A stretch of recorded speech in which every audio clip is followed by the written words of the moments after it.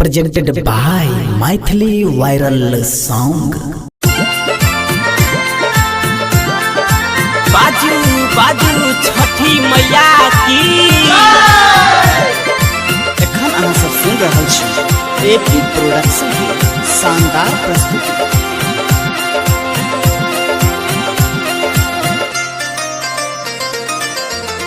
तोहरे भरोसे छठी मैया रखलौं बरतिया हे, छठी मैया रखलौं बरतिया हे। मैया हे पटी खोली दियौ ने दर्शनमा दर्शनमा बिनु नयना तरसई हे। मैया हे पटी खोली दियौ ने दर्शनमा दर्शनमा बिनु नयना तरसई हे। तोहरे भरोसे छठी मैया रखलौं बरतिया हे, छठी मैया रखलौं बरतिया हे। मैया हे पटी खोली दियौ ने दर्शनमा दर्शनमा बिनु नयना तरसई हे। मैया हे पटी खोली दियौ ने दर्शनमा दर्शनमा बिनु नयना तरसई हे।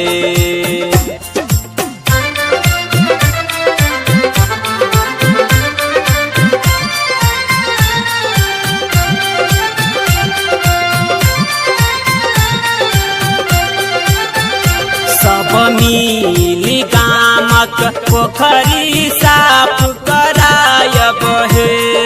मैया हे साफ करायब हे। मैया हे तही ऊपर सुंदर घाट बनायब की जगमग जगमग दीप जरायब हे।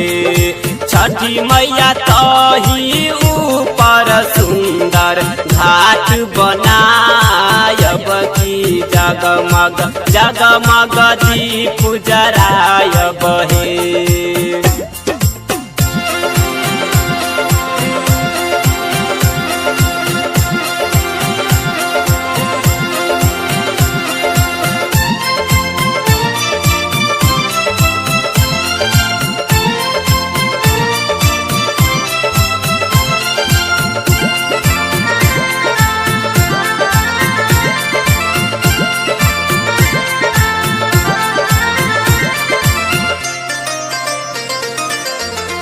गंगारे जो मनस जलवा हम मंगायब हे।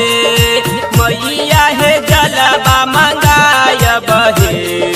मैया हे ओही जलवा बनल पकवानमा पकवानमा से हम डाल सजायब हे। छठी मैया ओही जलवा बनल पकवानमा पकवानमा से हम डाल सजायब हे।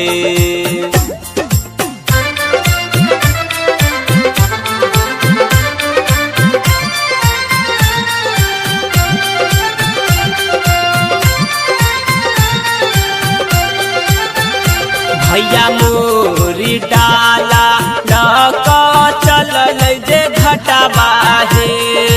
मैया हे चलल जे घटवा हे।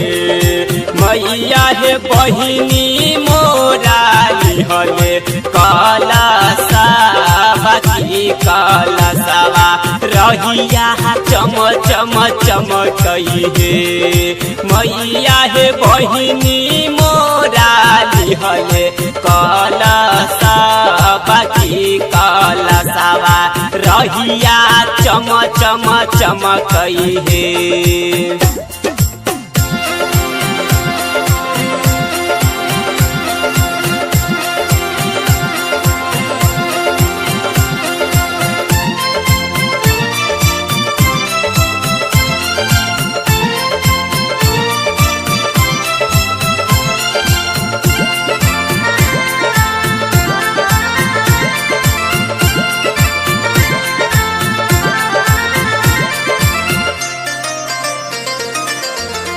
सबके मनोरथ मैया आही पूरा बियऊ हे मैया हे आही पूरा बियऊ हे मैया हे अंकित उजाला संग दिलीप करई छो गोहरिया नैया पार लगबहिन गे मैया गे अंकित उजाला संग दिलीप करई गोहरिया नैया पार लगबहिन गे तोहरे भरोसे छठी मैया रखलौं बरतिया हे छठी मैया रखलौं बरतिया हे मैया हे पटी खोली दियौ ने दर्शनमा